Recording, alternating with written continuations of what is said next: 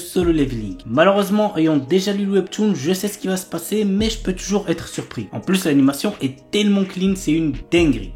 Bref, voici de quoi ça parle. Lorsque d'étranges portails sont apparus aux quatre coins du monde, l'humanité a dû trouver une parade pour ne pas finir massacrée entre les griffes des monstres qu'ils ont rapportés avec eux. Dans le même temps, certaines personnes ont développé des capacités permettant de les chasser. Ces combattants intrépides n'hésitent pas à foncer au cœur des donjons pour combattre les créatures qu'ils abritent. Nous suivons les aventures de Son Jinwoo, un pauvre chasseur de classe E. Lorsque son groupe trouve un donjon caché, Son Jinwoo est déterminé à profiter de cette chance pour améliorer sa vie. Il acquiert une capacité étrange qui sera le point de départ de son ascension. L'anime a pour genre action, aventure, drame, fantasy et pour thème apprentissage, combat, magie.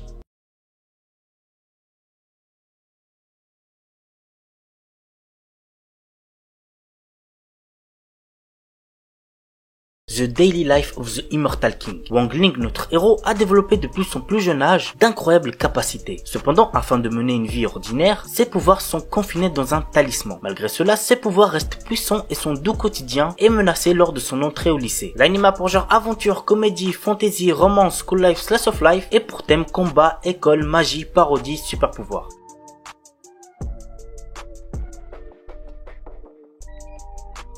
The God of High School. Bordel, c'est quand qu'elle sort la saison 2, j'attends ça avec tellement d'impatience. Pour l'instant, j'ai pas trop envie de continuer avec le webtoon puisque je préfère découvrir la suite en animé. Et après lire le webtoon, ce que j'ai vu dans l'animé. Ouais, c'est pas très intelligent, je sais. Bref, pour ceux qui ne connaîtraient toujours pas cette œuvre, même si ça m'étonnerait, voici un petit résumé. Jin Mori, notre héros, se vante d'être extrêmement fort lorsqu'il s'agit de se battre. Sa vie bascule quand il est invité à participer au tournoi God of High School, visant à déterminer le lycéen le plus puissant de tous. S'il gagne, tous ses vœux seront exaucés. Mais les autres participants ne sont pas en reste et chacun vient avec ses propres motivations pour accéder à la victoire et ainsi réaliser ses souhaits. L'anime a pour genre action, aventure, comédie, fantasy, shonen, surnaturel, tournoi et pour thème arts martiaux, combat, dieux, déesses, organisation secrète.